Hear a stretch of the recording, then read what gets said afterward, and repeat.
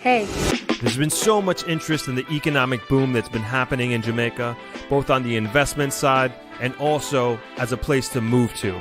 Let me tell you about a conference that might help you with this stuff. ThropX is a 5-day Jamaica investment conference that takes place from November 13th to November 17th at the beautiful Travelers Beach Resort in Negril, Jamaica. This includes 2 full days of expert panel presentations on all aspects of moving to and investing in Jamaica.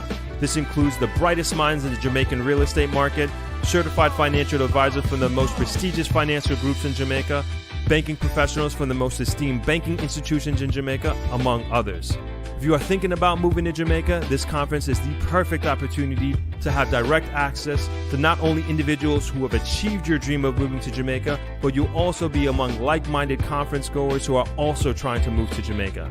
In addition, there will be 1 full day dedicated to touring both residential and commercial real estate for sale in the greater Negril area to give you a tangible idea of the real estate landscape in Jamaica. There will be exclusive properties for sale on this tour that you will not find listed anywhere else. If you are even remotely considering moving to or investing in Jamaica, this is the conference for you. This is the best way to dip your toe in the water of figuring out whether Jamaica is the right place for you to invest and to live. For more information, please visit thropx.com and join our mailing list. I look forward to seeing you in November.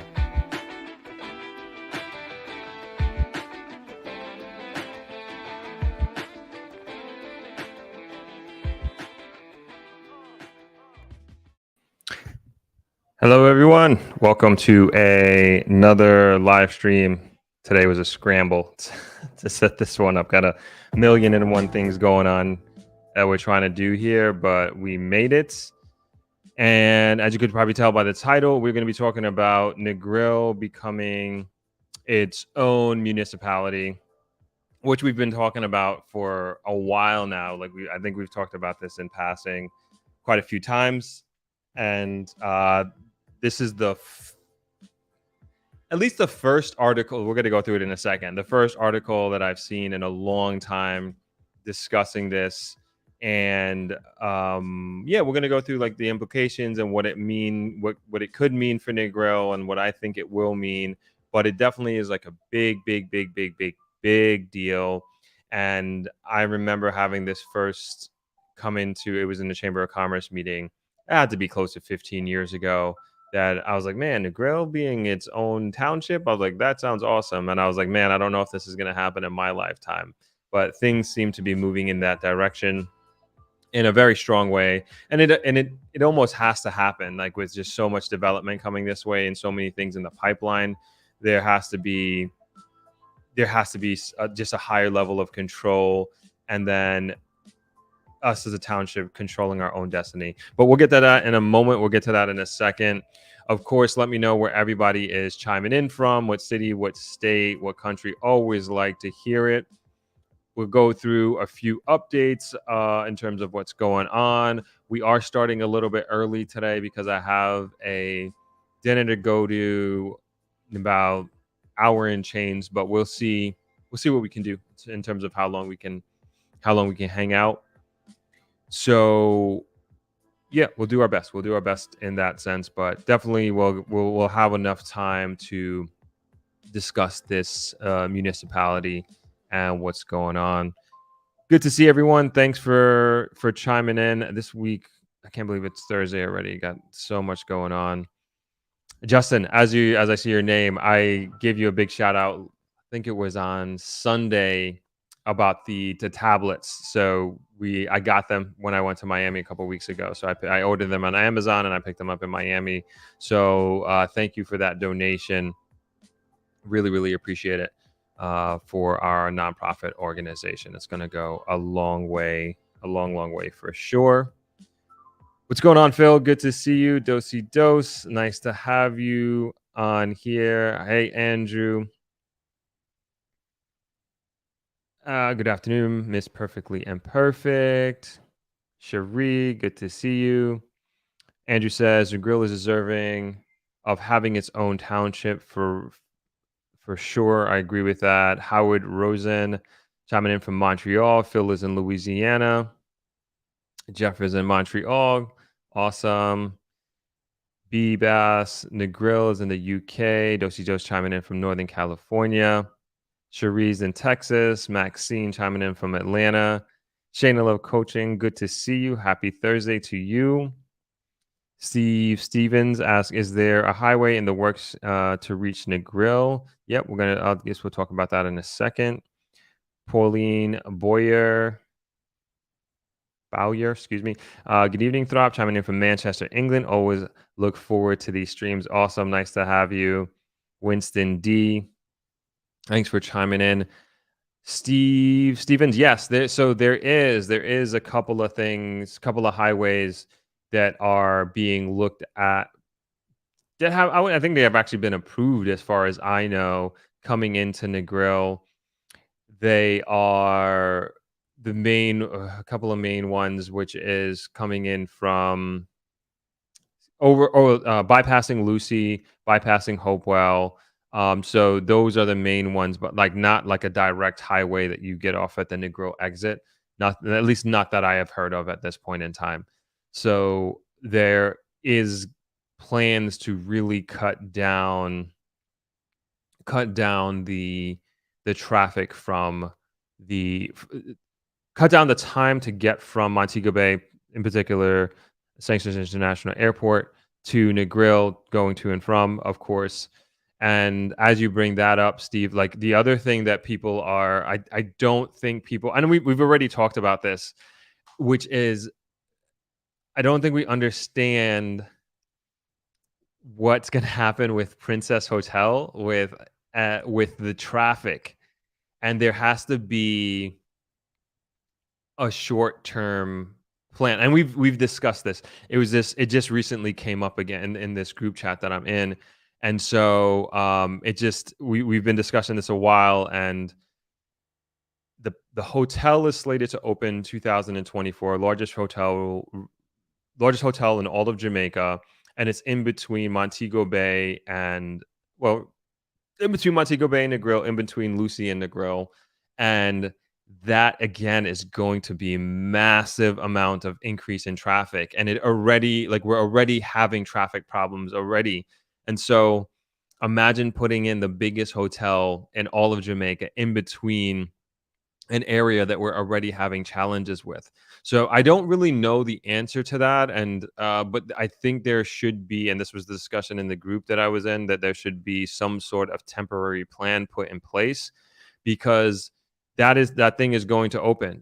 That's coming, and that's an inevitability, and a short-term inevitability. Like, it's going to be literally a few months, not even a year from now. And I don't think that we should be necessarily waiting for these problems to arise, because we already know what's going to happen. And we should be putting plans in place to avoid this. And this is going to be great. That hotel is going to be magnificent. And I think it's going to be, I believe, going to be a great thing for Jamaica, a great thing for the Negril area. It's going to be, the casino licensing hasn't been approved as far as I know at this time, but like, it seems like it will be. But when it is approved, like, it's going to be like another thing. I could see people, like, as a thing for even people who are living in Negril, people who are living in Lucy, even in Montego Bay, like, they go there to hang out. I'm sure they're going to have a club there. I would assume they'd have some sort of entertainment outside of the casino, and people are going to be hanging out there and coming. It's going to draw traffic from all over the island. As a matter of fact, I'm sure people are just going to stay there for a night so they can experience the hotel, experience the beach, experience the casino. And so all these things are going to be great for Jamaica and the West, in terms of people who live here and having this great high luxury 5-star, whatever it is, amenity hotel. But with that comes logistical consequences that we really need to take into consideration. And again, I haven't heard anything. Perhaps they are taking a lot of this stuff into consideration, and there is a plan being drawn up to be able to counteract some of these inevitabilities, particularly dealing with the traffic. But that is something that, again, really needs to be looked into. I can show you a map. And because I just don't like to assume, and I know a lot of people already know this who are in the stream, but I just don't like to assume that people who are here know exactly where I'm talking about and what I'm talking about. So let me pull up a map real quick and we can kind of get into that. Sorry, let me take Steven's name down here. Okay, so here we are. This is Negril here. The Negril Beach. This is the west end of Negril, kind of moving into the south coast. And as we go towards Montego Bay, so this is Green Island, and we go past downtown Green Island, if you will. And then here is the Princess Hotel, Princess Grand Jamaica. I guess that's the official name. I guess these are architectural renditions of what it's going to look like, and these are some of I think we've seen these before. These are like some of the construction pictures of what it looks like. I don't know how many acres the property is, but it looks quite large. And I believe they are a lot for yeah, this is from February 2023, it looks like. So they're further along than this. And this is July 2023, so about a month or so, October 22nd. So hard to say how far along they are and like how different this is, but like from what I understand, this is planned to be opened, excuse me, in next year in a matter of months. So anyway, this is the hotel and this is the location. Sorry, oh, forgot to put my phone on do not disturb. Okay, we're good to go. So as far as it is right now, right? The Montego Bay Airport is here, right here. So for those that don't know, like there's like a few bottlenecks already. There just has been a massive. I remember this like having a discussion with a GM from another hotel in Montego Bay, and this got to be like, man, maybe COVID's got me messed up. This is probably closer to 7 years ago, and he was just talking about like just the incredible increase in traffic. And he's like, it never used to be like this. And I was like, what is it? What do you think it is? He's like, man, just way more cars, just way more cars on the road. And so all these new businesses, which is great, and all these new investments that are coming in is just fantastic. But of course, like I said before, there's logistical consequences to all of these, and it's just important to be mindful of them. So anyway, coming from Montego Bay, there's a few bottlenecks that are already there. Like the first and foremost is going into the town of Montego Bay. Like that thing is, depending on the time of day that you go there, it could be like a really horrific experience in terms of time, just sitting in traffic, just waiting. And then we move over to Bogue isn't so bad, to be honest. Bogue, in my experience, Bogue isn't so bad. It's usually actually pretty smooth. That's a relatively new road. And as we move into Hopewell, that's where I would say that is the first bottleneck outside of Montego Bay. Sometimes the traffic is backed up past Round Hill, and that is probably, I want to say, mile and a half, I would say. And I've seen it like that, and it is literally this going up this one hill. This car's coming down this hill, making a left or making a right, and it just really slows up traffic tremendously. So that's one bottleneck, and I'm putting these bottlenecks out or mentioning them because there are already they are on the docket to be bypassed somehow, be part of the bypass, if you will. And I think I heard Sandy Bay, but and in my experience, that's not really much of a bottleneck. I would say that's not like a primary concern, but definitely the biggest concern is Lucy. And you know, you get there the wrong time or it rains, forget about it. You're gonna be there for hours, literally hours. And they so and then also the one thing that we can control, and this was also discussed in the group chat. This is not my idea, but I think it's a great idea. So if you go through Lucy and there's a delivery, as simple as this sound, which is crazy, if there's a delivery being made, that could back traffic up for quite a bit of time. And because this road is so narrow, let me see if we can get to it. Like, so I believe, no, that's not it. I'm messing this up. Where am I? I'm losing my somewhere over here. I probably got it wrong, but I think it's down here. Oh, got it. Okay. Yeah. So this is this is the seawall here.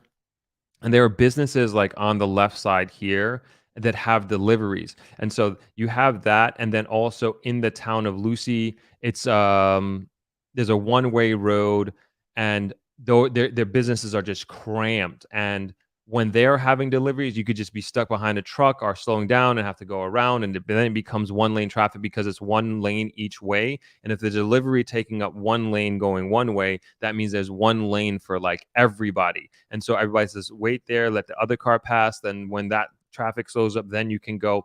So you see how that can be a problem. And so one of the suggestions in the group chat that I'm in was that they should um, get together with the business owners and have designated days and times for delivery. And that's something that can be controlled, right? And that would is very, very smart. That would eliminate and not eliminate, but that would definitely free up traffic. We can't control the rain. We can't really control how at least right now, this seawall situation here, like you can't expand it. You got to go into the well, you could, or that would be very, very expensive to do.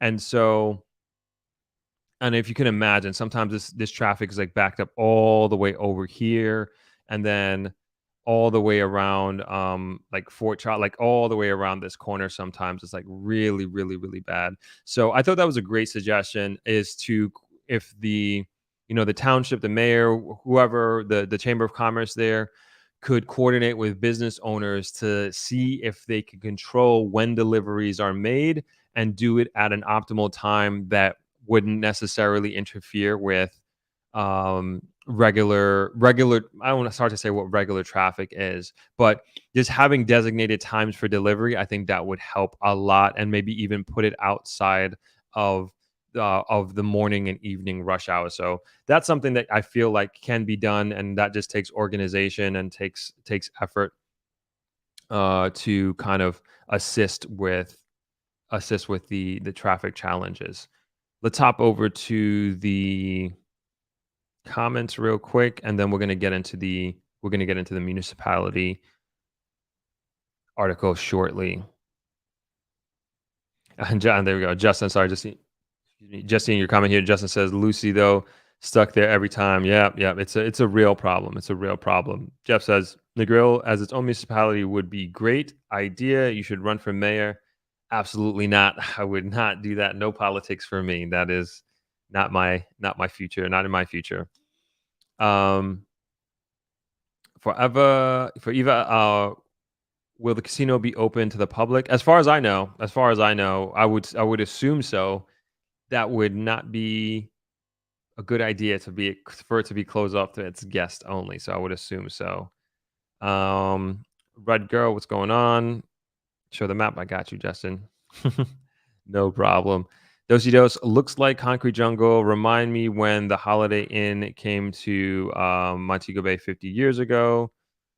Which will Oh, you're talking about the hotel itself.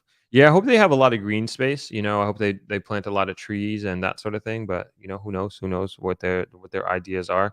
Justin says the one that goes next to the water, no room to move there. Right. Exactly. Exactly. That's exactly where I was talking about on the map. That like sliver of road. MDS says hi, Throp and Throppers chiming in from Washington D.C. area. Great to see you. Dosey Dos has been wondering what will happen if large hotels are built on the West End traffic.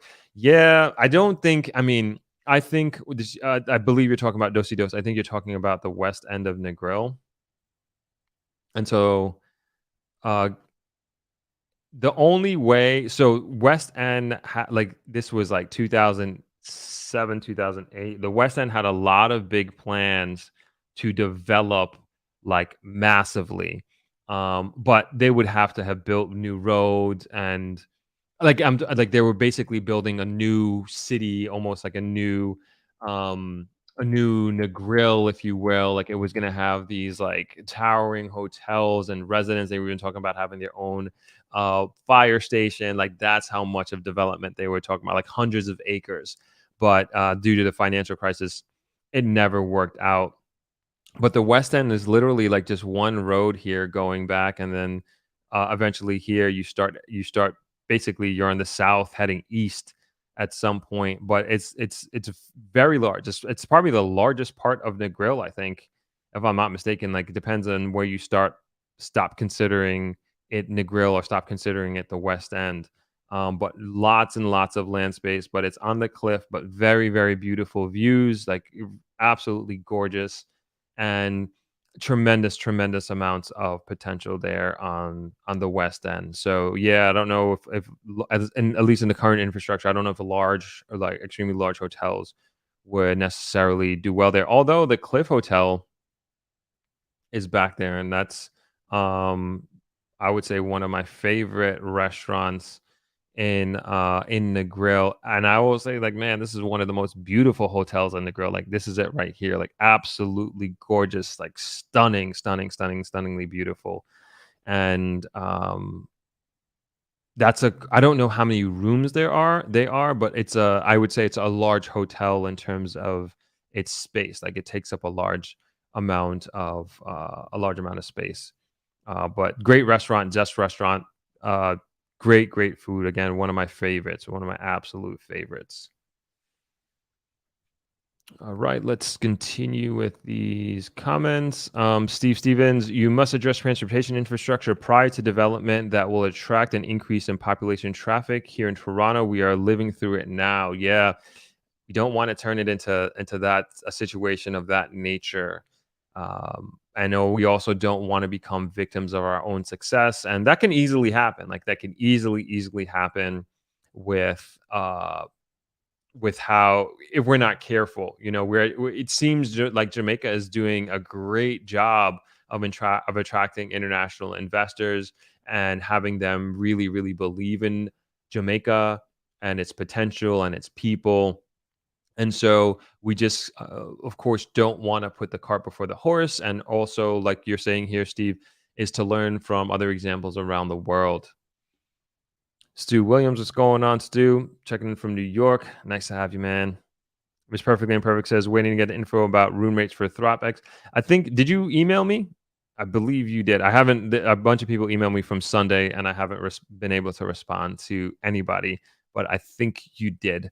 And I will get back to you. Probably not even today, to be honest, because I'm going to dinner. So I will make time out tomorrow to answer everybody's email. Andrew Blake says Shirella in owner for mayor. He knows what's needed. Yeah, Mr. Grizzle's a great guy, has a tremendous amount of wisdom and experience, and really had vision for this town. And has done so much. I don't know if he'd run for mayor, but if he did, I would support him. I don't know if he's going to see this, but I don't know if he'd like that. But he's doing a great job from his position as it is right now. What's going on, Leon? Just switch over from athletics. 5 medals today. Awesome. Good stuff. Haven't been really keeping up with the world championships, but it seems like some exciting things going on. Okay. Yes, Miss Perfect Imperfect. I will get back to you by tomorrow. Democracy, he says the Cliff has 33 suites. Yes, and they got some villas there too. I don't know if those are considered suites, but their rooms are very beautiful, and the villas that they have are really awesome as well. Okay, and Leon says Negril, a municipality is great. Could be Vegas or Atlantic City type. Could be. All right. That being said, let's get into the article. And let me bring it up here, and then we can have a discussion. Okay, let me see if I can make it. Oh, it's a little bit too big. All right. As usual, I will read it. I'm going to throw it in the comments there. So if you want to read it on your own, you can do that as well. If not, you can sit back and do whatever it is you're doing and relax. So this was written in the Jamaica Observer by Anthony Lewis. This came out August 21st, 2023. And the title of the article is Support for Negril's Municipality Push. And it's a picture of Malahu Forte. You can count on me for support and assistance in navigating the government and helping to rewrite rules that do not make sense. So that's the picture and caption. Negril Hanover, Minister of Legal and Constitutional Affairs, Marlene Malahu Forte, has reiterated that the government is seriously considering giving Negril full autonomy over its own affairs, and she has promised to help move the process along. The parishes of Hanover and Westmoreland share the resort area of Negril, as the town center is located in Westmoreland, while the larger hotels are located in Hanover. Malahu Forte said the Wholeness Administration has taken note of this and the impact it is having on getting things done, especially at the local level. From what I hear, it can be frustrating to move between South Lamar and Lucy. I've been wondering, as I know Prime Minister Andrew Holness has been wondering, and the Minister of Local Government and Community Development, Desmond McKenzie, also has been wondering whether we should look at a new arrangement for Negril, said Malahu Forte. Can you imagine a municipality for Negril? Can you imagine how easier your life will be and everyone who has to do business, she continued. She was speaking during last Saturday night's Rotary Club of Negril ceremony where Owen James was installed as president for calendar year 2023-2024. The event was held at Royalton Resort in Hanover. For years, there have been calls for Negril to be the master of its own fate. In 2016, then Chamber President Lee Issa spoke of the vital need for the town to be granted municipality status. In 2018, the Minister of Local Government and Rural Development, Desmond McKenzie, said that while he was open to the idea, Negril was not in a financial position to stand on its own. He also noted that in order for Negril to get municipality status, the town would have to be of a certain size, and it would have to have its own municipal administrative arm, among other factors. The prime minister said to me in a very rough tone, and it doesn't speak to me in a very rough tone most times, that I need to fast track the discussion on the municipality status of Negril, McKenzie said then. But I did say to him that we have to find a formula that is workable, because to do that, you would have to prove your worth to be self-sufficient. He also noted that at the time, that Negril would be taking away a sizable chunk of limited revenue currently earned by the Hanover and Westmoreland municipality corporations, which as those derive from trade and motor vehicle licensing, property tax, and building fees. For now, Malahu Forte, who is from Westmoreland and partially resides in Negril, said she is paying close attention to what is taking place in the resort town. She said, from a legislative point of view, she is willing to do all she can to assist. You can count on me for support and assistance in navigating the government and helping to rewrite rules that do not make sense, passing new laws that will ensure that everyone stands a better chance, assured Malahu Forte. Some good points there, and now we can discuss.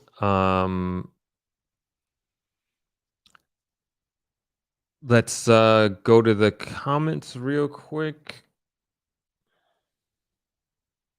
Okay, I'll save the comments. We'll have a discussion first. So, a few things I want to say here.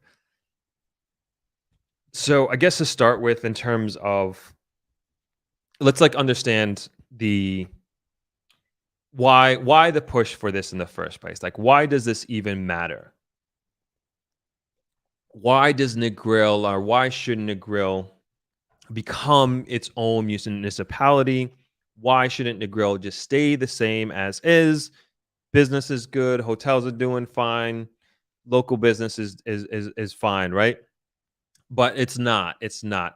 So, as stated in the article, but I want to be very explicit about it, Negril resides between two parishes. And as the article alludes to, those parishes collects taxes and all of that stuff. Those municipal councils in Hanover and in Lucy collect from those respective hotels that fall within, not Hanover and Lucy, we're in Hanover and Westmoreland. They collect those taxes from these hotels, these businesses, and then they use it within their municipal jurisdictions the way that they feel that it should be used, that is. And as the article stated at the end, that there could be or will be consequences to how those monies are allocated for those areas. So if you think about it, essentially, if Negril becomes its own municipality, we collect our own taxes based on tax revenue from all these different businesses. And then we as a community, as a municipality, decide on how those funds are spent and how they're used.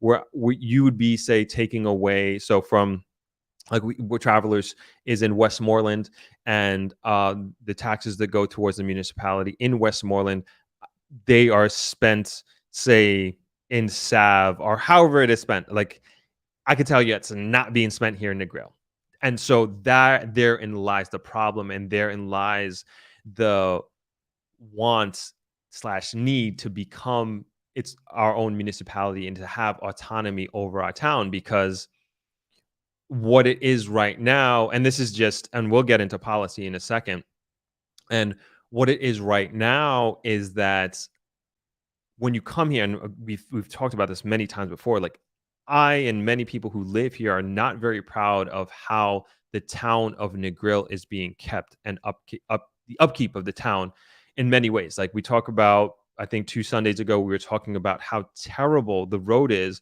particularly on the west end. There was a hole in the road that they now fixed. NWA now fixed or is in the process of fixing, but it's drivable. It's much safer on Nampro Road, the Norman Manley Boulevard Road. Yeah, you got to be dodging potholes a lot there. And I think who best knows what needs to be done in the town than the people who live there, the people who have a vested interest there and have businesses there. And so from an infrastructure standpoint, that needs that we would like to have control over our own destiny, right? And so now talking into what Forte was saying about the traversing to Lucy, traversing if Lucy, if you're in Hanover, and traversing to Savlamar if your business is here in Westmoreland. So I don't know if this means like, are we going? And I hope this is the situation that the dream is that we go as far as we have our own. We have not a judicial system, but we have our own courthouse here. So if you have business that you need to handle in court, you don't have to go to Savlamar. You don't have to go to Lucy. You can go 10 minutes instead of 45 minutes away. Right. And so we would love to have our own courthouse. And that I would say, if that could be a situation where you can deal with anything that you would deal in Savlamar, you can deal with here. And that will also really free up the backlog that any of those courthouses would be having. Like you can spread it out to here, and Negril people can do their business in court, whatever have you here. Whether it's lawsuits, whether it's criminal situations that are going on, that can be all be done here. You're also going to be saving a tremendous amount of time. So, like, say if somebody gets arrested for something in Negril, they have to be transported to Sav to go to court and transported back, or maybe they get kept there. But nonetheless, you're saving so much time. You're saving the police time, you're saving gas, you're saving wear and tear on the vehicles, where like no longer you have to drive all this way to take people that you have locked up in the grill and then bring them to Sav to be prosecuted and go to court and all that sort of situation. So there's like a huge benefit in that sense as well. Now, moving over to like the tax office, again, I'm dreaming here of like, if that happens, oh my gosh, that would be crazy. Again, another consequence of that is that you free up the human resources there, the paperwork, the lines in Savlamar, and the people who are in Savlamar and the surrounding areas, they can do their business there. And then like you have this population here in the grill of business owners and even personal people who are doing their own taxes and need to pay bills, like whatever it is, like you can do that all here in the grill. Again, saving so much time, logistics, taxi money, gas, lowering emissions, all of that great stuff. So people can even just maybe even walk there wherever it would be. I don't know if it's going to be a Nampro Road or whatever it is, but a huge, huge, huge benefit, ease of doing business. And I think that's also going to attract a tremendous amount more of entrepreneurs and business people, because the ease of doing business is going to just just escalate tremendously, tremendously, tremendously. And now, like when we go and like I don't know how far this thing can go, like in terms of like the control of a municipality, but it would be great. Imagine we had also, we want to have like our own, I think, and then this is kind of get into the policy, right? If we have our own direct representation in government, in parliament, on boards, that sort of thing, that really on a national level is part of the discussion, and we become part of the decision making process of our own future on like a regular basis, because we have a voice, because now the member of parliament, they're their constituents are split, because we have Western Westmoreland, and they are like the issues of somebody. Well, how do I say this? I'm trying to be careful. So the issues of somebody living in Negril, a business owner in Negril, are going to be very different than that of, say, somebody living in Savlamar, or even like in the cane field, like in Little London. Like very, very, very different, and that's understandably so. Like it's I wouldn't say we're living in two different realities, but we have two different sets of challenges. We have two different sets of needs completely. And if we can have somebody that's designated, that is part of the government, that could represent what we would like to get done and where we feel that we can have the greatest impact, again, that will be huge. And so these are all the great implications that I would say, and positive aspects of Negril becoming its own municipality. And as a community, like, we want to push for this like crazy, because of all the great things that we talk about on this channel, and of all the great things that we've been talking about coming to Negril, between housing, the bypasses, all of these great things, if all this does happen and it's not properly managed and it's not properly taken care of, then it's all for nothing. It's all for nothing.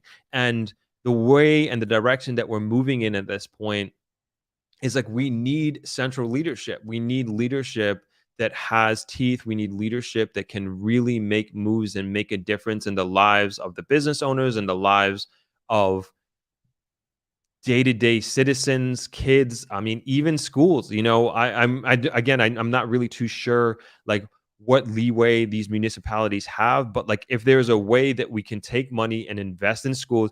And we also know, I mean, I don't know exactly how much, but the hotels here in Negril, like they bring in incredible, like millions, if not billion, like Negril alone, millions, if not billions of US dollars. No, for sure, billions of US dollars, for sure, when you really think about it. Like all of us collectively, I don't know what that equates to in taxes, but nonetheless, we're talking about real money here. And then if we can like put that into, again, areas like we feel that this would have the greatest impact on our community, it's like, why not? And like, one of those areas I always talk about, and we talk about like our kids, and we talk about the human resources and lack thereof, especially here in the hospitality industry. I believe like we need to start making those investments now. And when we start thinking about the kid who's 10 years old now, who's going to be going into the workforce in 8 to 10 years from now, what kind of education is he having? What kind of opportunities is he going to be getting? What type of path are we setting up for them? What type of classrooms are they in? What type of teachers do they have? And what is the teacher to student ratio? And like, so like all these issues, like that's the kind of thing that I want to focus on. And if we have like a township and leadership that is focused more on the long term and not necessarily focused on 3 or 5 years, because like we don't care about a plan that's 5 years. We need like a 10 to 20-year plan. Like that's the type of vision that we need to really allow Negril to reach its full potential. And I think if we, again, as a township and a possible municipality, we can come together and we like, okay, this is the type of leadership that we want. This is the type of visionary that we want. Then we, the people in the community, can put that type of leadership in place and hold them accountable to ensure that we get the results that we're looking for. Because again, the money, the tax revenue that is coming in, it is real money. It is massive, massive, massive. But I just don't feel that it is being used and allocated in a way that is impactful, because they're like, again, going back to how I opened up about Negril. It's shameful the way Negril looks right now, absolutely shameful. And when you look at the ratio of funds that Negril is bringing in to that of what it is being spent on and what's coming back and what's being reinvested, it's virtually nothing. It's virtually nothing. And I'm not exaggerating. You could come and take a look, and like, one was like the last major project that was done here. I mean, it's hard to point at and say that this was done or that was done. It's very, very hard. And then when you look at the maintenance of the community and when you look at the maintenance of the town, just like, man, where are our tax dollars going? And that's what a lot of business owners in the grill ask. Where are our tax dollars going? What are they using them for? It's very little we can point to. I love Negril. I absolutely love the grill. This is my home. But and then there's a lot of great things here, and a lot of great, even as is, and as these challenges that we have, there's tremendous, tremendous potential here, and there's really great things. And it's not to the point where, obviously, I'm not telling you guys not to come here. I'm actually encouraging you all to come here. But nonetheless, we got to call a spade, and I'm not afraid to be critical of us and my hometown and what we do here. Because to me, if we're not, then how can we expect any change? How can we expect any adjustments, any meaningful adjustments to be made?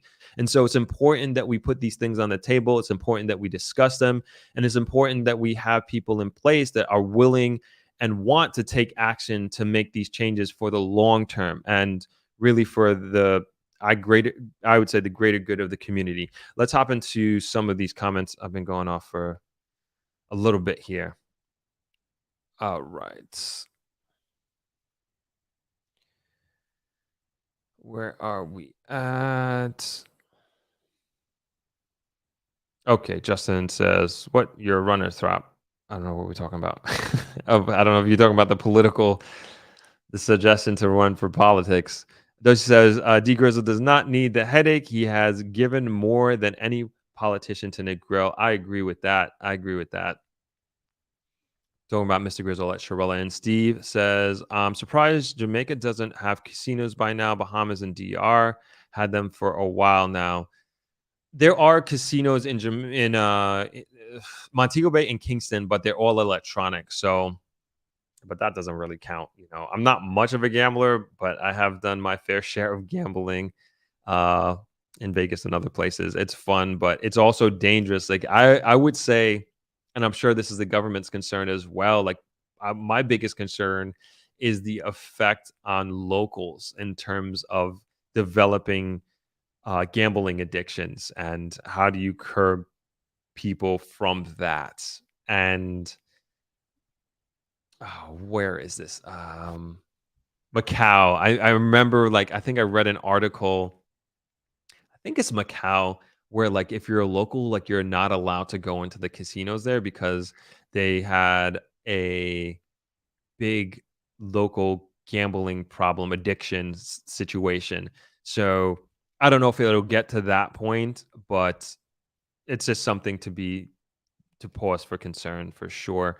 Leon says Negril having its own autonomy is an ideal situation. Agree. Donna Bryce says this is good news about time. Agreed. Dosey Dos had to leave. Leon says the loss of tax profits would cripple the already failing Westmoreland municipality. If Negril really could become its own self-sustained city with first world amenities, this highlights poor infrastructure. Yeah. And so I believe if there is going to be a fight against this, it's going to be that. It's going to be that. It's going to be, what are they going to do, like the Westmoreland Municipal Council in that area? What are they going to do without the tax revenue that comes from Negril? Good question. Good question. I don't know the answer to that. Maybe it's developing and incentivizing more businesses to go into that area, but nonetheless, I I am going to look out for the interest of Negril because as it is, And when I talk about the ratio of tax revenue and money coming from Negril and from these hotels in the hospitality industry versus what is coming back into it, virtually nothing. Virtually nothing. So to me, it's a case of all these years, the tax revenue has been coming in and it's not being spent back here, not in any meaningful way whatsoever.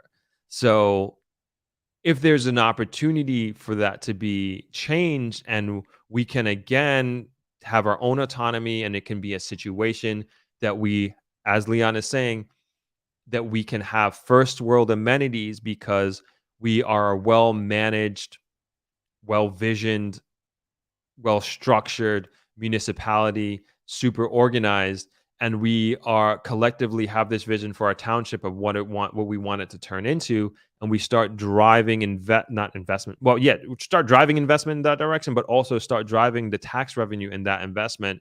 Man, it would again really really change this town in a big, big way. And I think it would change Jamaica in a big, big way. Leon says Negril is the Cinderella parish. It's that hardworking stepsister that is neglected, though it contributes greatly to the Jamaican GDP. Man, I couldn't have said this better myself. I'm screenshotting this, Leon. You are spitting bars today. The grill is a Cinderella parish. That is for sure, for sure. And like that's the way we feel. Like we're like really forgotten about. Like even when policies are being made, decisions are being made about what's to come. Like we're just not even in like, and then not being facetious, like or anything about this. I'm not exaggerating. Like we're not even in the discussion. Like people and government, like they're making decisions for us without us even being part of the discussion. Like all the time, because we don't have representation. But we bring in all this revenue. We bring in hundreds of millions, billions of dollars, US that is, into the country.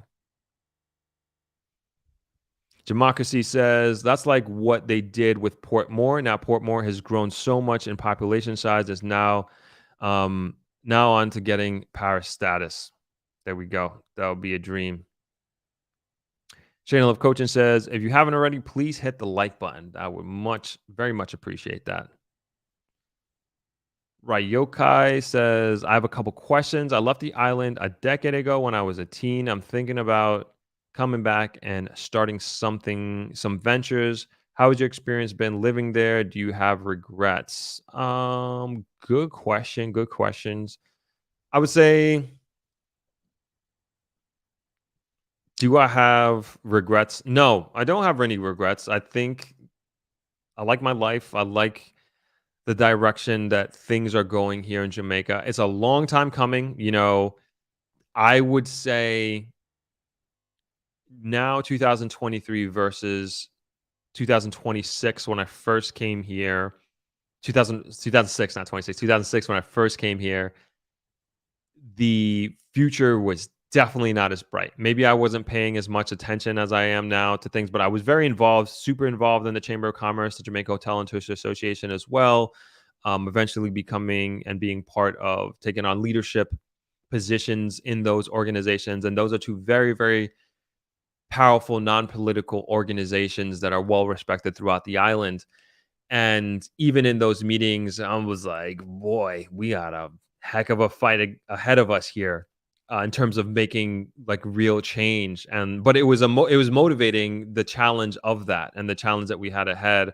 And I was happy and proud to partially be part of change, hopefully, that we're seeing now.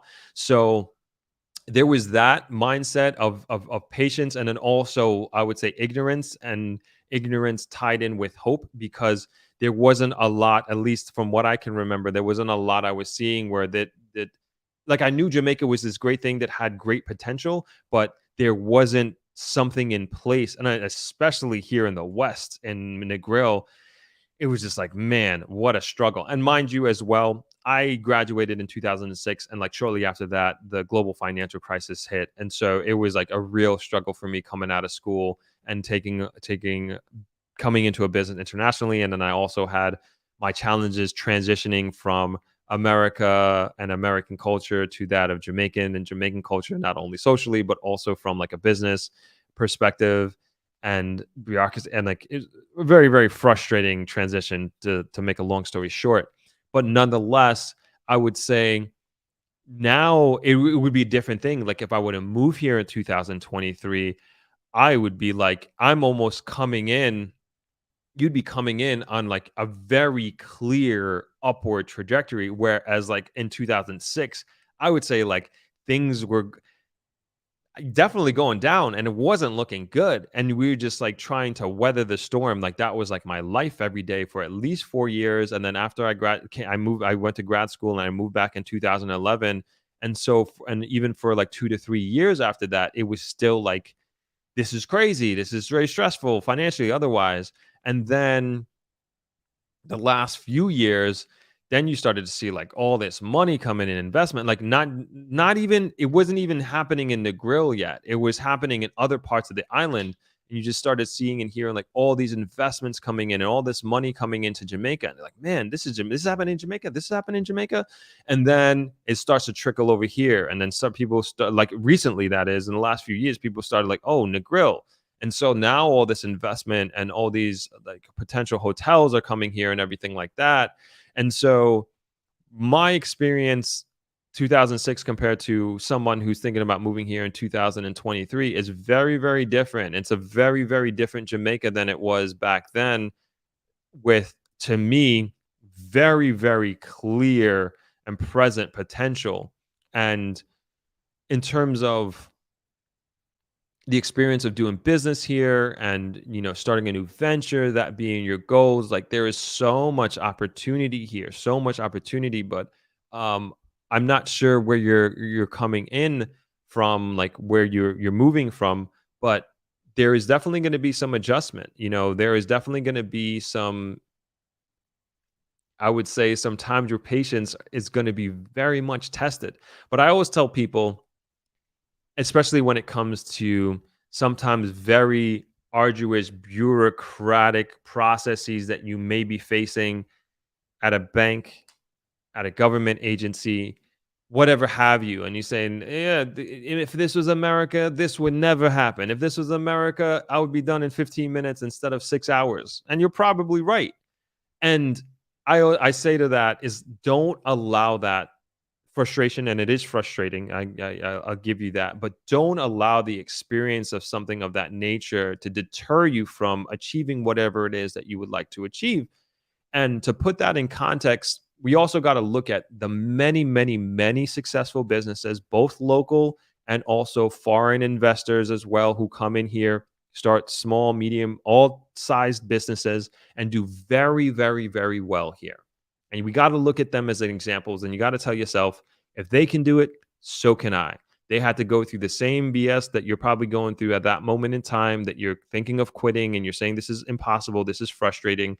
And so if you can get past that, and you can understand that you're not the only one who is going through slash has gone through that process, then, and many of these processes are like a one-time thing, and that you won't have to go through that again. Many, many, many of them. And then many of them also maybe like some day-to-day stuff like banking or whatever have you. You can figure out ways to hack it. You can figure out ways to maybe hire somebody to do some arduous tasks for you if you're able to get to your business to a certain level that would allow you to get back your time, pay a little money, but you also get your sanity, right? And you also have time to do other things and focus on other things, and probably more business development instead of operations. And like that's kind of where we as entrepreneurs you want to get to at some point in time. But of course, when you're starting off, and I don't know what size of your business that you're looking to start there, but just use other people who and do your research as well, but use other people and businesses as examples, and who are successful and have been successful. And again, it can be a very beautiful life here, I would say. Better than many other places around the world. And I always say, like, as long as you know how to move in Jamaica, like it's a wonderful, wonderful place to live and a wonderful place to call home. And the beauty, not only of the topography and the nature, but also that of the people as well. And that's something that I very much do enjoy about living here. And I'm very grateful for being here.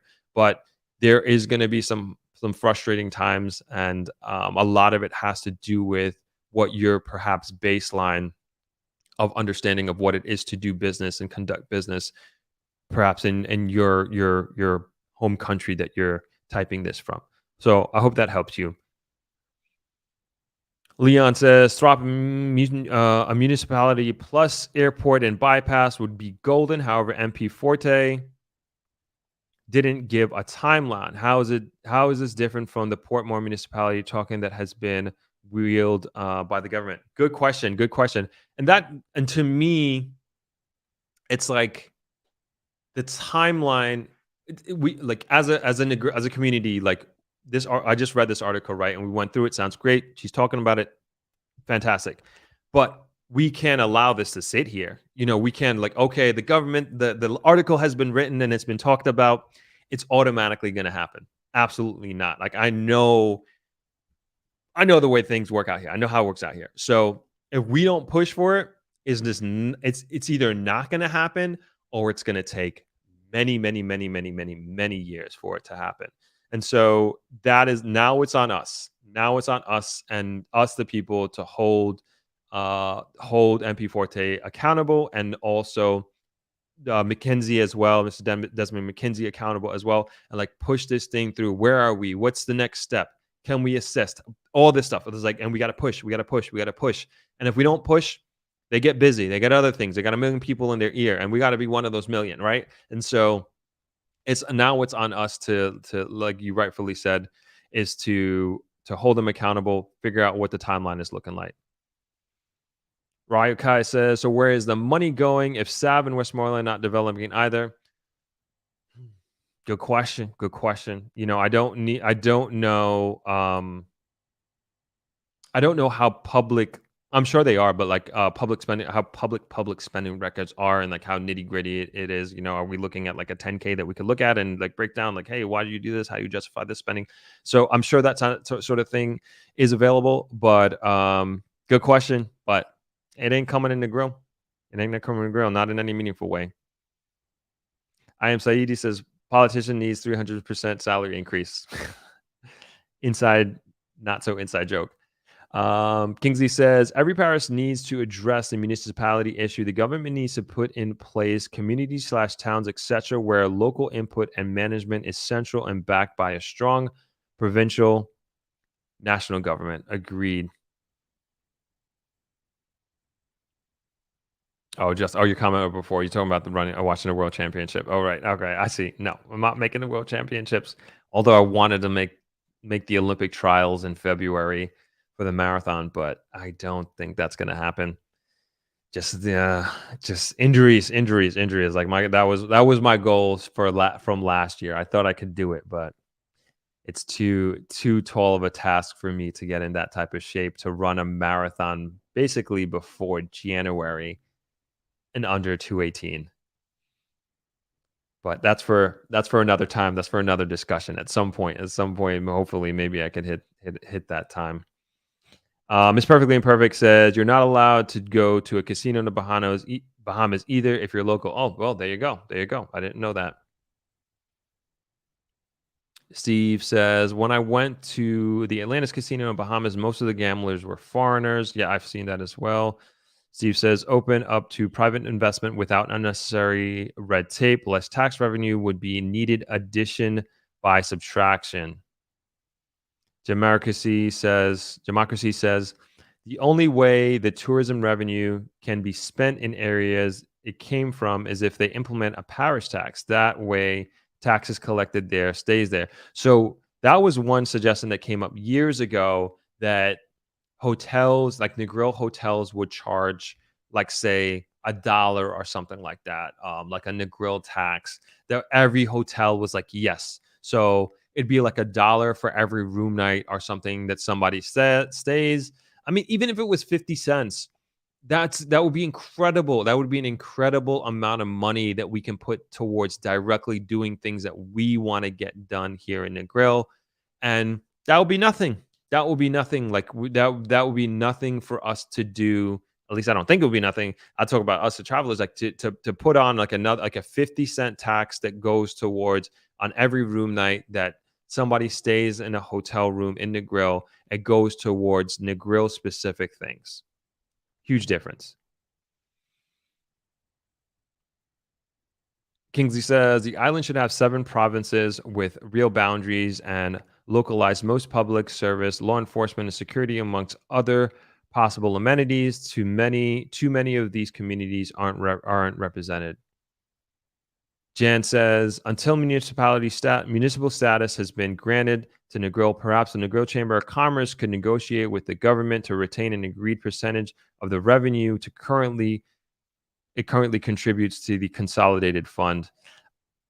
I mean, that sounds great, and I don't mean to like just say like it's not going to work, but like what measures of accountability can be put in place? The Negro Chamber of Commerce does not have any political powers whatsoever. All we have is lobbying powers. That's about it. And so that's the challenge with that.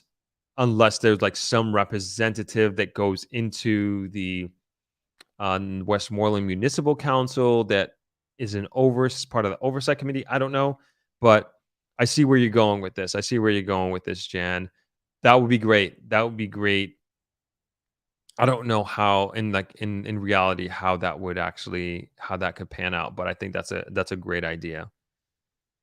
Leon says, "Thought by the number, 2019 Sumfest made $1 billion for Montego Bay in 1 week, even more in 2023. Imagine Dream Weekend, Mocha Fest, Cannabis Fest does for Negril. Can Westmoreland compete?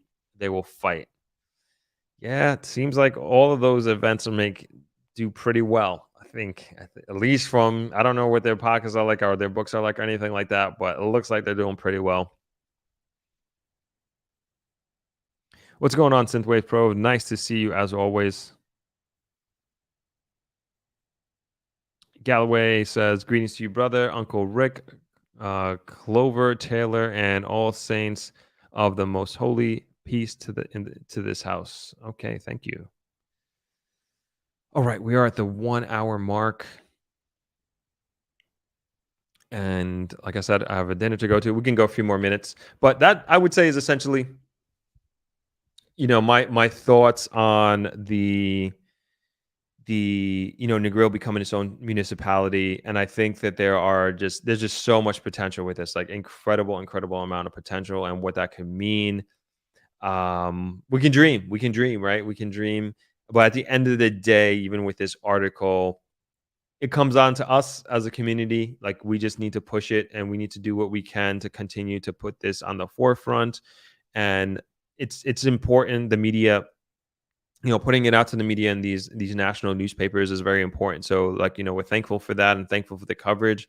But now it's like time to do the work, and now it's time to get in touch with the powers that be and let them know that this is serious, this is important, and we want to make this happen. How can we happen? How can we assist with the process?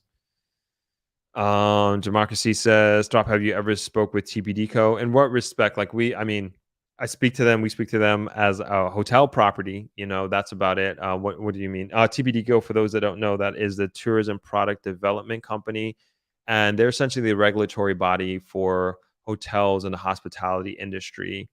And for a hotel, I remember, at least when I was in it, this was like, I remember we were having a meeting with the Minister of Tourism, and we were talking about the regulatory checklist that you need to be a certified sanctioned hotel, and it was like 67 um not test, but 67 certifications that you needed as a hotel. And it was like, this is crazy, like crazy, like very regulated. And they're very super diligent. TPD Co. They come in, they do their inspections. We have to have like fire, we have to have a police and safety check. We're on the beach, we have to have a beach license, and like all of these certifications come with like all of these lists, sub lists, and checklists that we need to have. And so it's a very regulated body, and list of of certifications that you need to be and operating as a hotel.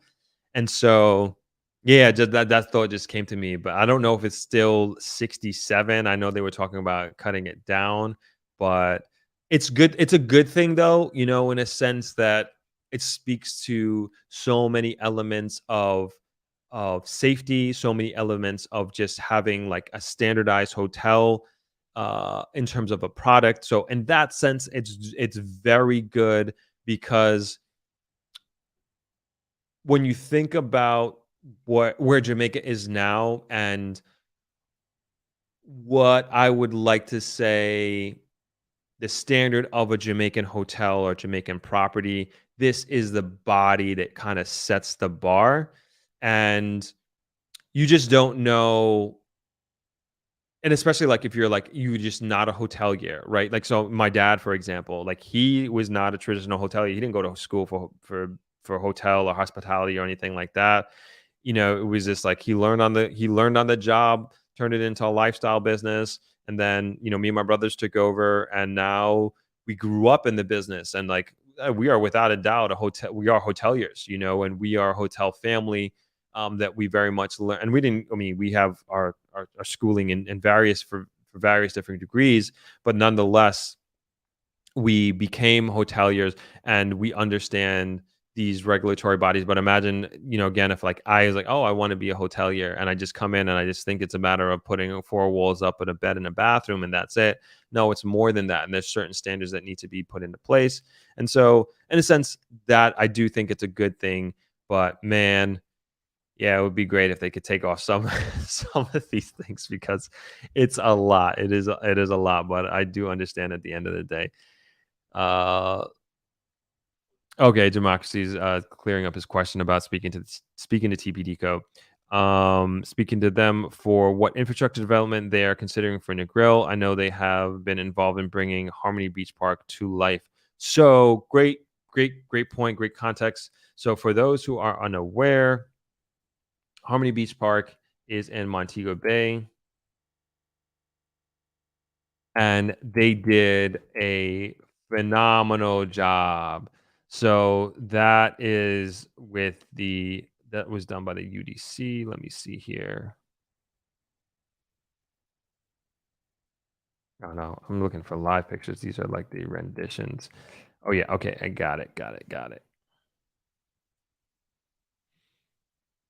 So this is basically like the standard that has to me has been set for Jamaica. And so they did a phenomenal job. Like, and I remember, like I've said this before, like I have not been inside, but have driven by many, many, many, many times, and super, super, super proud of this. Like, this is a world class park, in my opinion. They did a great job. So many different like activities for kids. They got its own bathroom and um, I don't know if you call it a community center, but it's right on the beach. It's beautifully done. I'm just flipping through the pictures here on the website, and I believe they have a basketball court there. I always drive by the basketball court. I was like, man, I wish I still play basketball. But they did a great job, and so this is basically what we are looking to be done for our park, the Negril Park, and so the beach park in downtown Negril unfortunately is just a mess, and it has been a mess for many since I've been here. I'll say that. I will say that unapologetically. So this is the beach park, and it also is coupled with the Negril Craft Market as well. Excuse me. So this is where I played a lot of basketball when I first moved here.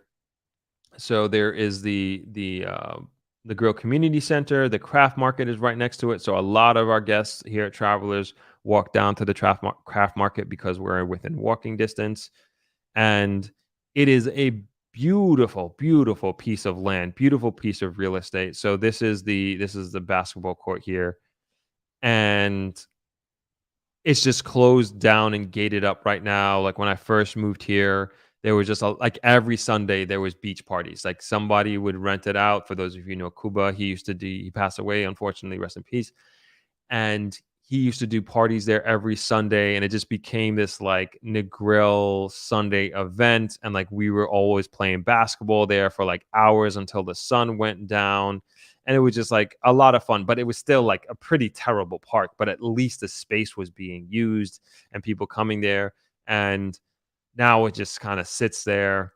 But there is great plans, from what I understand. I haven't seen them, to turn Negril Beach Park into a version of Harmony Park in Montego Bay, and we're accepting nothing less than that because that park is stellar, absolutely beautiful, and like we want to be just as proud of our park as we are of Harmony Beach Park in Montego Bay. And like I said, amazing piece of land right downtown. This is the South Negril River and bridge here going into downtown, and it would just kind of be awesome to like have this beautiful piece of property. And this is also, I wouldn't call it a fish market. This is where all the fishermen and the boats, so like all the boats that are like go out on the water, like the glass bottom boats and some fishing boats, they all park on the South Negro River here, and then they go out during the day. And so it would be lovely, really, really awesome if this gets developed. And I know it will, but hopefully sooner rather than later, just like with everything else. All right. Chris says, go to the map. You betcha. You betcha. Okay, let's keep going here. Phil says, fix the roads first.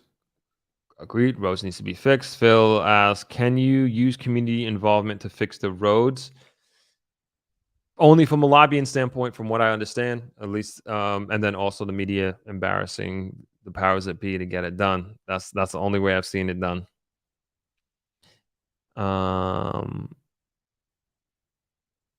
Ilian says, is the Negril Chamber of Commerce represented in PSOJ? Not that I know of, no. Montego Bay and Manchester Chamber is truly strong and represented well with the committees and top stakeholders. Remember, sadly, Jamaica is about links. So great suggestion. I was actually in a meeting last week with so, local business owners and arm of the government. And one of the things that the government arm was saying to us is like, look, you guys need representation on these boards.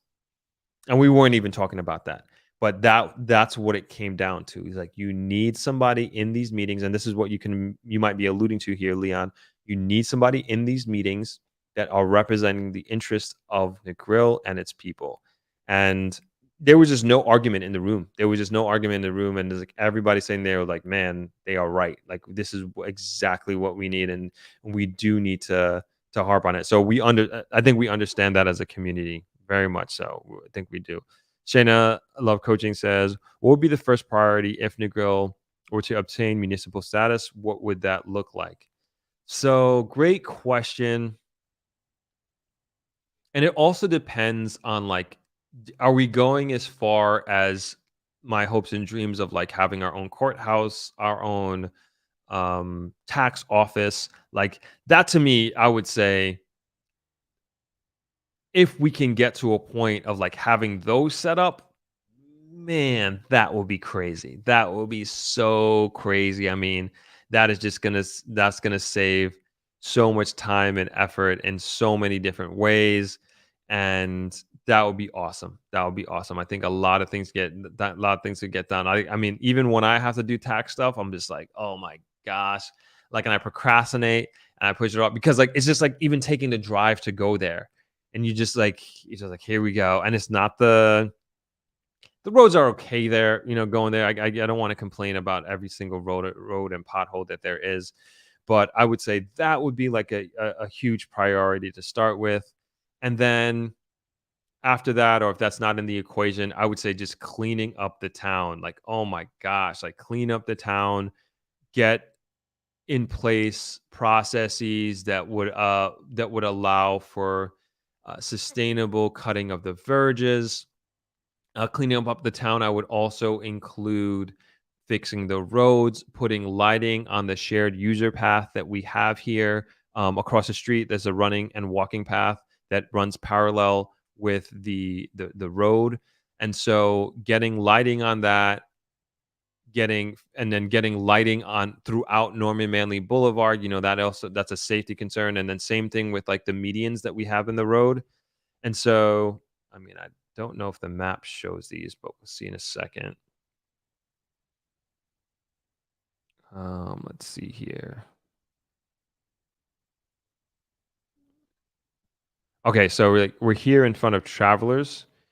So this is a median that was put in place, and the median, the main, so we have medians, and then we have like rudders that like slow traffic down. And the medians, the thinking behind the medians was like the road narrows a little bit on both sides of the median going each way, and then also in the middle is an area for pedestrians to stand, hopefully safely.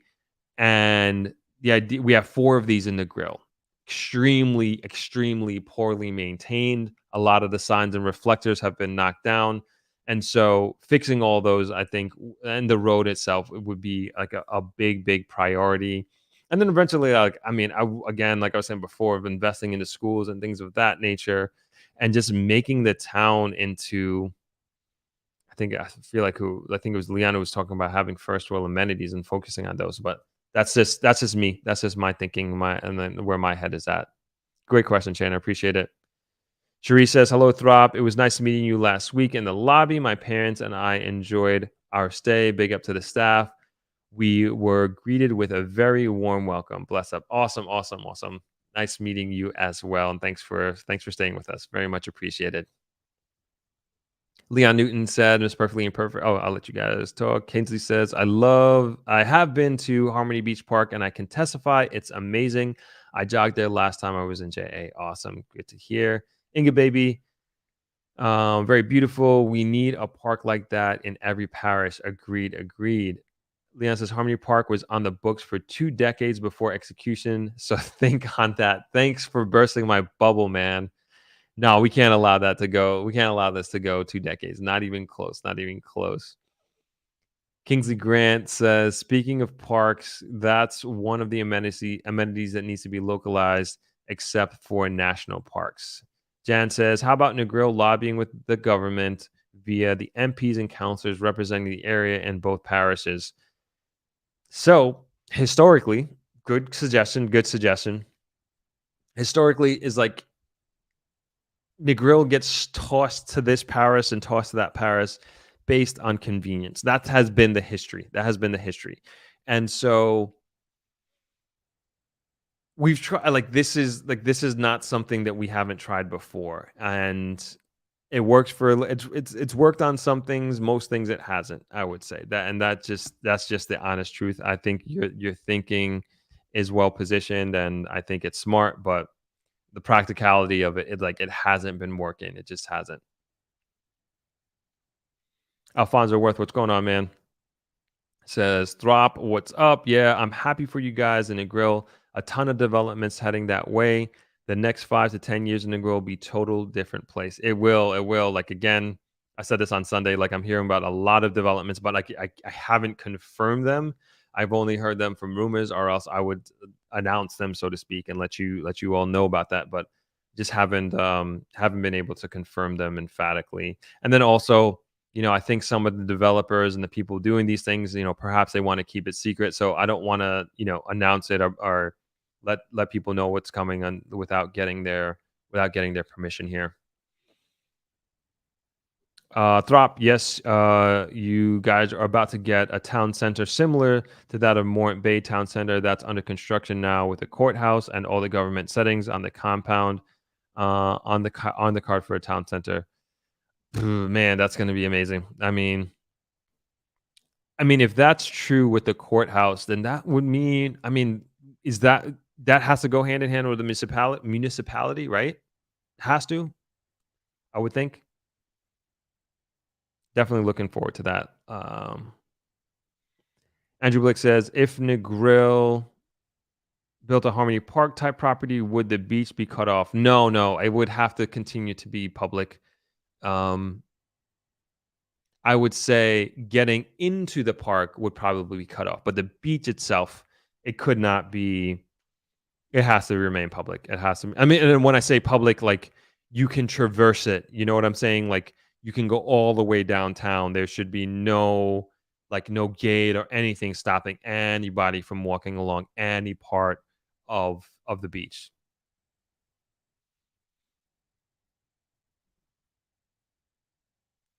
Leon says, ask your hoteliers association and chamber to contact those um, from the TEF and see how you can suggest how they can apply for Negril environments, maintains allocation. Negril Chamber of Commerce needs a public pressure approach. Agreed, agreed. Great suggestion. Carla chiming in from East Village. Good to see you. Alfonso says the town center was recently confirmed by the tourism minister, Edmund Bartlett. Okay, awesome, awesome, awesome. Glad to hear. Democracy says, before you leave, what's your thoughts on St. Thomas? So we talk about St. Thomas here a lot. We actually have a podcast coming out with Suncoast Beach Club. Kevin Frith, he's the CEO and founder of that development, which is right off the new highway there in St. Thomas. But St. Thomas is another parish that is like seemingly gonna blow up. And I know a lot of people who have many of you out there who have been looking for land in St. Thomas, and you've been telling me like it's ridiculous and how it's just gone up like crazy, like crazy. And so yeah, I would say it seems like a parish that is going to do really really well. The untapped parish, the forgotten parish, many people call it, and I think it's going to be. I think it's going to be great for those who get in early or get in at this time, which is now considered very early. And I would also say, like, it's important to reframe our minds in terms of what we think is expensive or high priced, especially with the direction that Jamaica in general is going in. I was just having, like, literally, I would say less than 20 minutes, half an hour before coming on the stream. I was just talking to somebody who I haven't seen in 14 years, and they were involved with the Little Bay development here in Negril. And she at the time they were trying to convince me to, and I would definitely wasn't in a position, but to get in and purchase a home at Little Bay Country Club here in Negril. And she was like, the two bedrooms were going for 299,000, she was saying, and now they're 700,000. She said also the villas were going for 599,000 and now they are $2 million. I'm like, oh my gosh, this is so crazy. And she's like, yeah, on average, the homes went up 300% and they're continuing to go up. And so, and I remember back then thinking, like, wow, this is so much money. This is too much, way too much money. It's too expensive, blah, blah, blah, blah, blah. And now look at it. And so I say the same thing for St. Thomas as well, but the same thing for here in Negril. The same thing for here in Negril. And the prices here continue to go up and to appreciate, but they may look expensive now, but in 5, 10 years, it's going to be incredibly more expensive. Like, think about what Alfonso just told us about these new developments, saying the new developments that are coming on board. Think about what Leon is talking about with what's going to happen when all these bypasses come in. What's going to happen when the building ordinance is adjusted so you can go higher. What's going to happen when more hotels come in? Like, what do you think? Like, this is going to be like, it would be one thing if Negril was already at the top of the market. You know, imagine Negril, imagine we had the pristine roads. Imagine we had clean downtown, the garbage wasn't there, like all these challenges that we talked about here on this podcast today, that they didn't exist and all this stuff was taken care of. We'd be at the peak of the market. We'd have reached or be close to reaching the financial potential of this. It's like New York City. It's a very mature market and it's so expensive. But if you went into, I always bring up the example, if you went into well, I guess Brownsville's kind of in that situation. But let's say you went into say downtown Brooklyn 20 years ago, which nobody wanted to touch, didn't see any potential, and you look at the multiple millions of dollars that you need to buy an apartment there right now, it's the same thing. It's the same thing. You're buying into a place that has tremendous amount of potential, great infrastructure, beautiful, but it's one of those things that one, I hope you believe that will turn around, and then two, that you also, and this is my advocacy coming into play here, that you also want to be a part of the change that you would like to see, and to be one of the people, whether out front or on the back scenes, that want to help this community and this country turn the corner, so to speak. Um, I think it's an inevitability, but I'm just encouraging you to kind of get on the train, and then also be a part of the change, and be a part of the change that you want to see in these communities, and in Jamaica as a whole.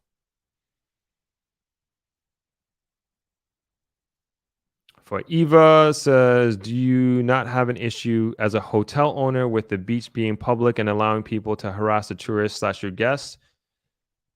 That's a loaded question, but we will answer it straight up. I have absolutely no problem with the beach being public, none whatsoever. I think the beach needs to stay public no matter what. Um, there are a lot of other parts of Jamaica where the beach is becoming privatized. Some, though, I will say it's it's necessary to an extent, and I think we also got to be careful of using the word of public beach slash private beach, right? So there are public beaches that are controlled by the government, that have, like, say, bathrooms, that have people in place to make sure the beach is cleaned and that sort of thing. And you have to pay like a nominal fee, 150, 200 Jamaican dollars to get in, something like that, which I think is very, very, very fair, because there are also many beaches that are like public free, but they are disgusting because of people, because of Jamaicans, because they go in there and they just, all the trash is just thrown there that nobody cleans up after themselves, and it becomes this disgusting beach that is just has litter everywhere. And people have sent me pictures of that, and not in a long time, but there needs to be some sort of balance, because the beach does need to be kept clean. And I don't think it's unique to Jamaica. Like, I think that would happen anywhere, right? I think if somebody isn't there, it's just like a human thing, unfortunately. If somebody isn't there to clean the beach, that it's not. If somebody isn't paid to clean the toilet, or and I think it's important to have like bathroom facilities, then it's not going to be taken care of. So the beach is public, but it's private in a sense that, going back to TPDCO and having a beach license, and this is through NEPA actually, part of the responsibility and requirements of having a beach license is we need to keep kept clean, and we keep our beach clean. Every day, every morning it's raked. Obviously, we take up the garbage and ropes and everything. When we do our best to keep our beach clean, and same thing with every other property, subsequent property going down and up the beach. In respect to the harassment, it's very annoying. It's something that we've been fighting for so long, so long. Um, I always say, like, our security guards become the heroes of many people's vacation, because they're the ones who are fending off the harassers. And let me be clear, there's a very big difference between a vendor selling their wares and somebody harassing somebody, a guest, a tourist on the beach, a visitor on the beach, that who's just trying to relax. Very big difference. A lot of people, I think one of the gems and joys of Negril and the beach is that you could be sitting there, and then as somebody's walking by, you get a little peckish. Beef patty guy comes by, you buy a beef patty. Another half hour, 30 minutes later, 40 minutes later, somebody comes by and they start selling fruits, all these Jamaican fruits, star apples, soursop, bananas, mangoes, whatever have you. And you have it there, right there at your fingertips. And you're helping out a local entrepreneur. Somebody else comes by. Oh, they have a Jamaica flag. You wanted to take back a hat. And anyway, on and on and on. And so there are many people who I think who are on the beach who understand Negril as a tourism product and they respect it and they know that this is where they make their living. And they are not in any way, shape, or form, in my opinion, part of the pool of harassers. Now there's another set, but what tends to happen is they just get pulled into that as part of the problem. And I think those people are actually an asset, a huge asset to Negril and a huge asset to the experience of Negril and of the 7 Mile Beach that we have here. Now, on the opposite end, you have literally people who are just trying to sell you a bracelet or trying to sell you a necklace and that in a relentless way, and it's very aggressive, and that's the problem. And those are the people that and I find that a lot of those people are not from Negril. A lot of them are not from here. They're outsiders coming in trying to make a living, which I understand and I totally, totally get. But the people who are from Negril, who are born here, raised here, grew up in tourism, understand the importance of visitors coming here to not only their livelihood, but the community, the reputation of Jamaica, the reputation of Negril. They don't do that. They don't do that. They are part of the product. They are very, very much part of the experience, the Negril experience, the Jamaica experience. And so I do want to make a clear distinction between a vendor and harasser. But nonetheless, this is something that we've been, as a community, that we've been trying to get under control. And of course, we got to respect people's rights. And of course, we on the other side is like we want to respect the experience of the vacationer, of the visitor as well. But it's not something that we that doesn't go unnoticed, and it is and maybe Shayna Love Coaching, maybe to answer your question, as a municipality, what would be a priority? I would think that would be definitely top 3, top 5 priorities for us as a township, is to put in place resources to bring down the harassment that takes place on our beach here. For sure, I think that would definitely change the experience and breakdown of what it means to come to Negril and to have a vacation here.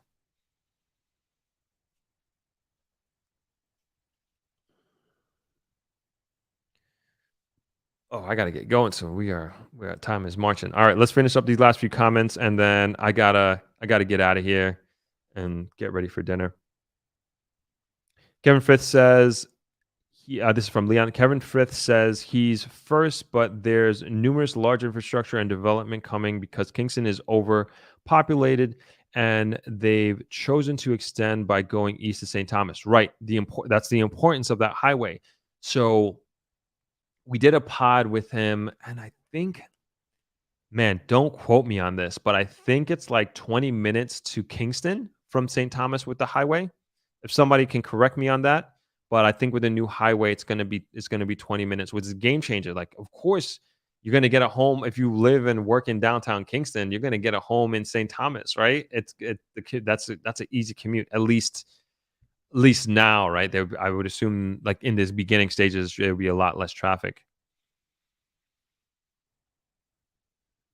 All right, let's see. Steve says the Brazilians do a good job of maintaining public beaches. Mm, they do, but their beaches are extreme. At least I was in Brazil 2011. I mean, very dangerous, at least at night. Like for sure, you cannot go on the beach at night. I remember again, this was over 10 years ago. This could be very, very different now, but I remember, and I know of people who've been robbed and I'm thinking about Rio. Rio, yeah, yeah, mm, people who've been robbed there multiple times. And I'm not like, this is my personal experience and personal experience of friends who've gone there, but it's we don't have the challenges that Rio has. I will say that in Negril at least, and I'm not saying that um that stuff doesn't happen here. But a very, very it's less than 1%.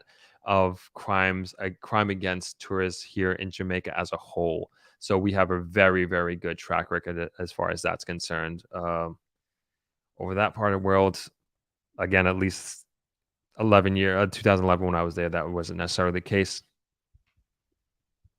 I can't see. Grantel says, but they don't have government municipality to clean public areas. They that don't require a fee. I think he's talking about the fee requirements that I was talking about public/private beaches. Um, I'm not sure. I'm not sure. So, like, if you go up by Long Bay Beach, Long Bay here in Negril, they have a security guard there. They have bathrooms there, and the beach is well maintained. And that is, as far as yeah, that's done by the government, and it's a public beach. But you do have to pay, like I think it's $150, like at least for like when you can go to the parking lot and go to the bathroom, that sort of thing. Puerto Seco and Discovery Bay is owned by Guardsman Group, and it is 3,500 to enter on. What? That's ridiculous. That's ridiculous. I would never pay that. I know we went to this is a few years ago. I know Frenchman's Cove was like $800 per person, which I thought was reasonable. I thought it was fine. And that's privately owned, but like 3,500, get out of here. No way. Inga Baby says, as Jamaicans, we really need to take care of our beaches. Totally agree. Steve says harassers on the ruin the beach experience. They can, but don't allow them to. Don't allow them to. But anyway, I hope that continues to become more of a priority for our community here. Granville says, how would it work if it becomes a municipality between the two parishes? It wouldn't. We'd be our own municipality. We'd still span two parishes, but we'd have our own municipal corporation. Negril will have its own municipal corporation. Douglas says, "Great job, thank you." Leon says, "Negril is chill. I don't usually have any issues. I take trips with my family and attend group trips to Negril. I like it when the jerk pork guy passes and the blended nut juice man. Just be watchful." Democracy says, didn't they implement a one vendor at a time beach policy? Not that I know of. I don't have. That's the first time that I heard of that. But you do need a vendor's license to vend your goods and wares on the beach. So I see a lot of them like they'll have their tag around their neck. They all. I don't know fully the regulations that I had to go through, but I know they have gone through the Team Jamaica training, which I have gone through as well. So I don't know what almost any position that you are having hospitality, you're required to go through Team Jamaica training. So even if you're a bus driver, who who's transporting people to and from the airport, you have to go through Team Jamaica training, which is an amazing, awesome. I think it's one of the greatest programs that we have in Jamaica, at least in the hospitality industry. And I learned so much about Jamaica. This is probably close to 10 years ago that I did this. And it teaches you like I think you have a presentation to do.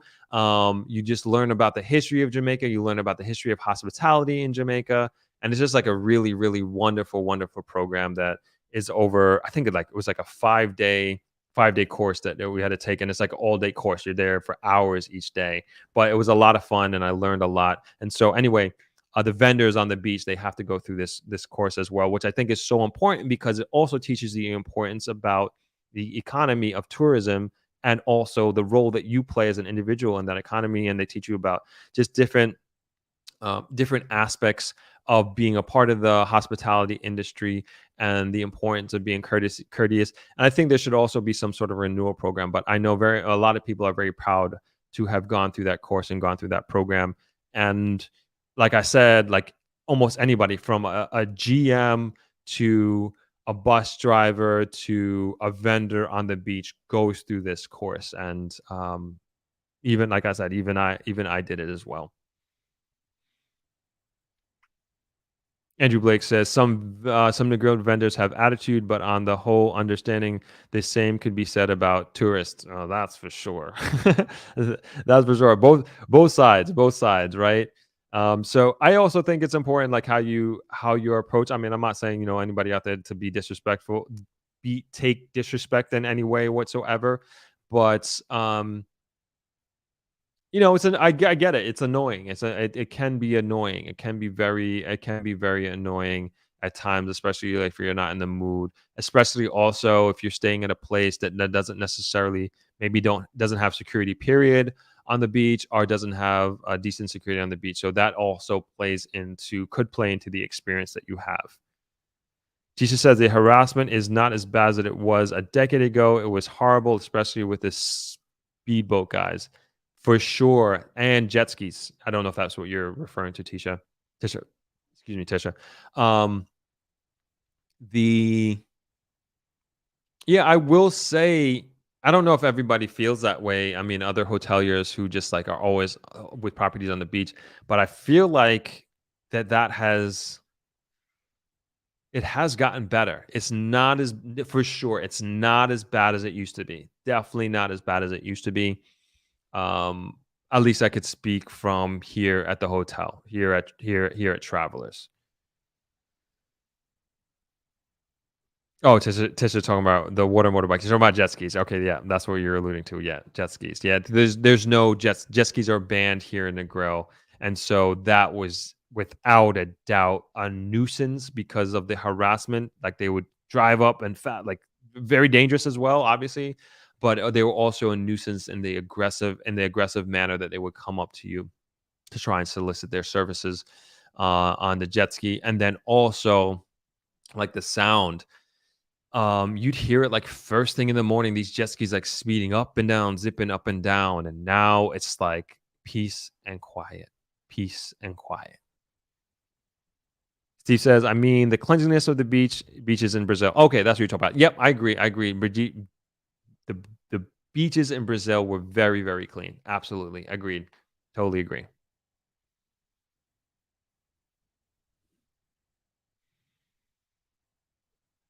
Leon says, I'm a registered and certified Team Jamaica trainer. Oh, I enjoy it. Awesome. Awesome. Good to know.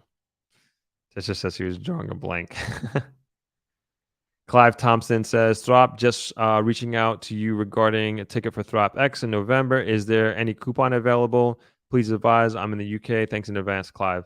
No, no coupon. So currently we're doing an early bird special that is going to run through September. They're going to run through September. And so this is the early bird special. And then we're going to increase prices on that. So get your tickets not on the hotel, the ticket prices. So the hotel, we're actually doing a discount on the hotel, and that will be maintained as long as we have inventory. So definitely get your it's get your hotel is important. I would say hotel is very important, but we're also here at Travelers Beach Resort, but we're also partnered with Negril Treehouse and also Shirella Inn. They've also given us discounts. They're right up the beach, very close. We're going to figure out transportation for anybody coming in during coming in and staying at one of those hotels. And even if you want to stay at one of those hotels, just let them know that you're booking Throp X, and they will give you the discount. So yeah, you can go ahead and book the tickets at thropx.com and get the early bird special while you can. Tisha's talking about the jet skis. They were extremely aggressive. I had to cuss one out in patois because he was being aggressive with my cousin's white husband because he didn't want to ride his jet ski. Yeah, they were an absolute nuisance. Absolute nuisance. And yeah, I'm glad they're not here, and hope they don't come back. I don't think we need them. I think we've been doing very well. Clive says I booked my reservation with and reserve my hotel room at Travelers. I will book the ticket over the weekend. Many thanks. You got it. You got it. Thank you very much, Clive. Looking forward to seeing you and meeting you in November. Awesome. Donna Bryce says my experience is a respectful no thanks works with most vendors. All right. We are gonna, for those that don't know, we got ThropX coming up. I'm gonna show. That's what I was just talking about there with Clive, and we're gonna close out. We're gonna view the ThropX trailer. For those who are unaware or don't know what ThropX is, this will kind of give you a synopsis, and then we will do our close out. Hey. There's been so much interest in the economic boom that's been happening in Jamaica, both on the investment side and also as a place to move to. Let me tell you about a conference that might help you with this stuff. ThropX is a 5-day Jamaica investment conference that takes place from November 13th to November 17th at the beautiful Travelers Beach Resort in Negril, Jamaica. This includes 2 full days of expert panel presentations on all aspects of moving to and investing in Jamaica. This includes the brightest minds in the Jamaican real estate market, certified financial advisors from the most prestigious financial groups in Jamaica, banking professionals from the most esteemed banking institutions in Jamaica, among others. If you are thinking about moving to Jamaica, this conference is the perfect opportunity to have direct access to not only individuals who have achieved your dream of moving to Jamaica, but you'll also be among like-minded conference goers who are also trying to move to Jamaica. In addition, there will be 1 full day dedicated to touring both residential and commercial real estate for sale in the greater Negril area to give you a tangible idea of the real estate landscape in Jamaica. There will be exclusive properties for sale on this tour that you will not find listed anywhere else. If you are even remotely considering moving to or investing in Jamaica, this is the conference for you. This is the best way to dip your toe in the water of figuring out whether Jamaica is the right place for you to invest and to live. For more information, please visit thropx.com and join our mailing list. I look forward to seeing you in November.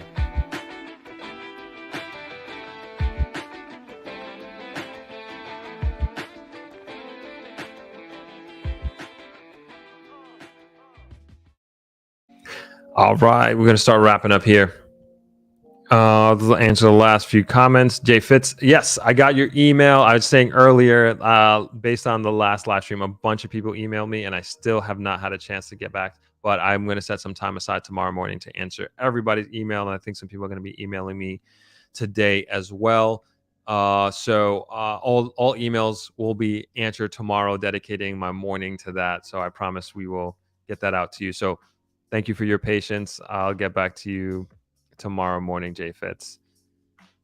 Leon Newton says, what's the ThropX in-person audience capacity? We're 50 max that we're going for. So we are going to continue to keep it intimate, and we don't want any more than that. And then we also have day passes as well that a bunch of people are buying.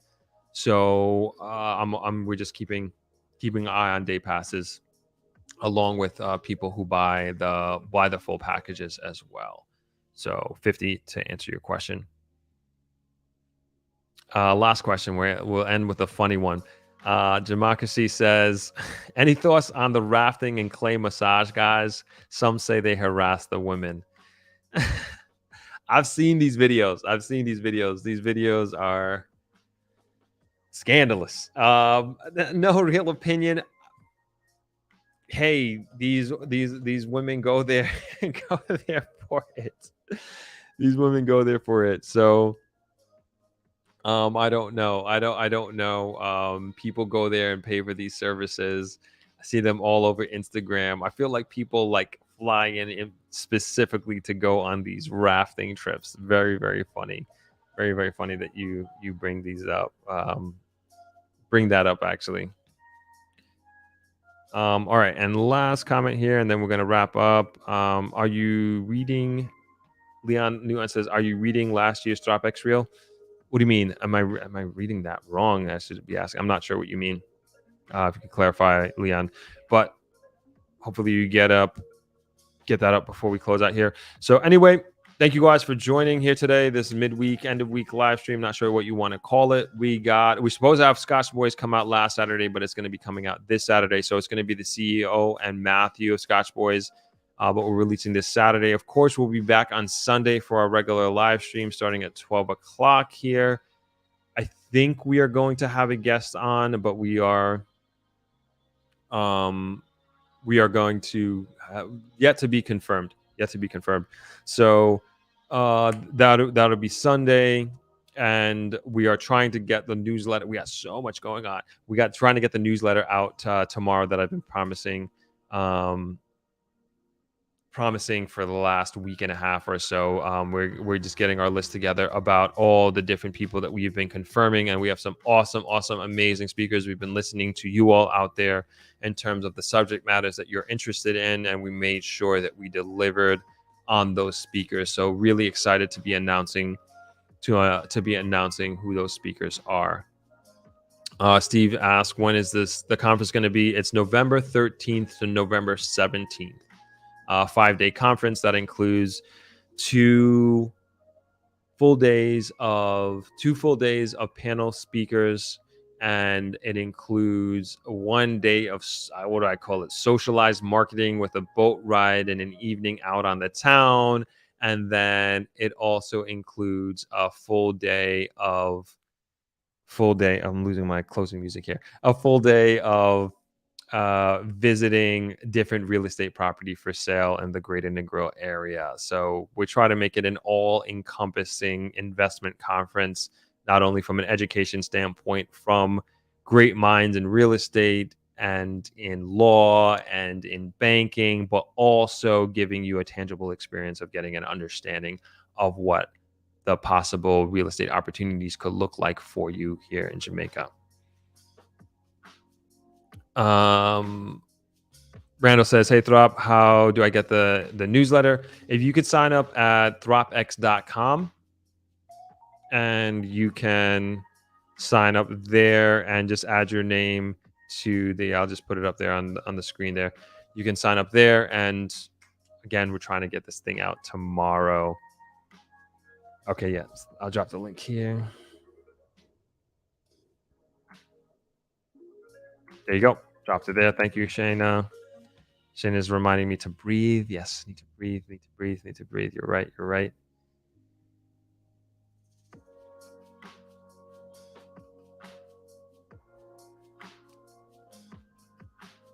All right, so we're going to leave it there. I'm going to go ahead and get ready for this dinner. Yeah, Steve, we'd love to have you. We'd love to have you come down. Love to have you meet, but also introduce you to the Throp community. It is in real life Throp community. It is a really awesome community. And I didn't really realize that until I met these group of people, of a group of us, I would say, not even these people, a group of us who came physically for this conference, and it was really an amazing feeling. So looking forward to meeting you all of who are coming in person or virtually if you can't make it in person. I'm going to go ahead and get out of here. Thanks for hanging out with me this afternoon. I'll see you on Saturday at the premiere, and then I will see you Sunday on the live stream. Everybody enjoy the rest of the week, and I will see you soon. Peace.